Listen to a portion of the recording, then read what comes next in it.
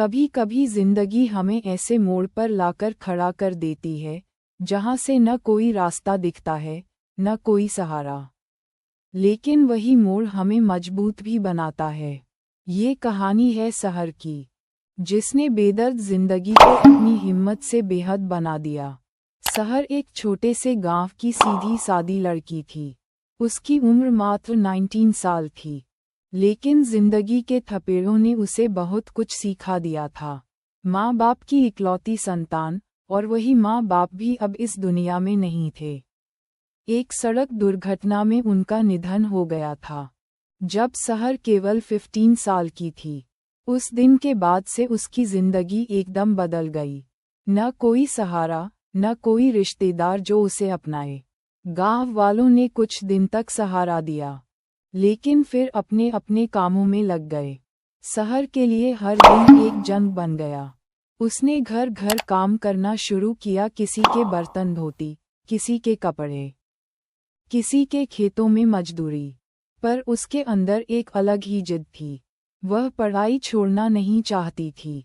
दिन में काम करती और रात को गांव की छोटी सी पाठशाला में जाकर पढ़ती।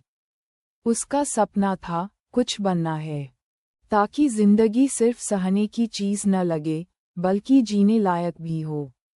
गांव के एक मास्टर जी, रामनिवास सर, ने उसकी लगन देखी और उसे प्रोत्साहित किया।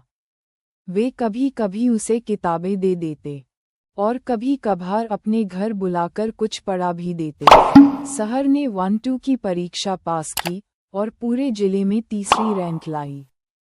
ये खबर जब अखबार में छपी तो गांव वालों की आंखें खुल गईं। अब लोग सहर की तारीफ करने लगे, जो कभी उसे एक बोझ समझते थे। लेकिन तारीफें भी भूख नहीं मिटा सकतीं।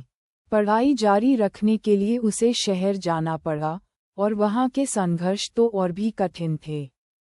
शहर में उसने एक छोटी सी झुग्गी ली और एक ढाबे में बर्तन धोने का काम पकड़ लिया। दिन में कॉलेज जाती और रात को काम करती। थकावट कभी उसकी आंखों में दिखती जरूर थी, पर उसके इरादों में कभी कमी नहीं आई। एक दिन कॉलेज में युवाओं की प्रेरणादायक कहानियां प्रतियोगिता रखी गई। सहर ने अपनी जिंदगी की सच्चाई पर आधारित कहानी लिखी, बेहद जिंदगी। उसने लिखा, जिंदगी कभी कभी इतनी बेरहम होती है कि इंसान हार मानने का सोचने लगता है, लेकिन अगर एक छोटा सा सपना भी दिल में बचा हो, तो वही सपनों की दुनिया में ले जा सकता है। उसकी कहानी ने पहला पुरस्कार जीता। कहानी कॉलेज के मैगजीन में छपी और फिर सोशल मीडिया पर वायरल हो गई।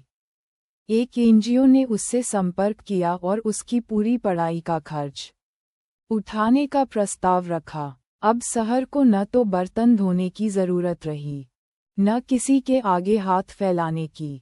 उसने मेहनत से ग्रेजुएशन पूरी की और फिर एक बड़ी मल्टीनेशनल कंपनी में नौकरी मिल गई। आज वह उसी गांव में एक स्कूल चलाती है, सपनों की पाठशाला, जहां गरीब बच्चों को मुफ्त शिक्षा दी जाती है। जब उससे पूछा गया कि उसने ये क्यों शुरू किया, तो उसने मुस्कुरा कर कहा, मैं नहीं चाहती कि कोई और बच्चा यह महसूस करे कि उसकी जिंदगी बोझ है। जिंदगी बेदर्द हो सकती है, लेकिन हम उसे बेहद खूबसूरत बना सकते हैं, बस सपनों की लौ बुझनी नहीं चाहिए। सहर की कहानी यह बताती है कि हालात कितने भी कठिन क्यों न हो, अगर इरादा पक्का हो तो रास्ता मिल ही जाता है। बेदर्द जिंदगी को भी अपने जज्बे से बेहद जिंदगी बनाया जा सकता है।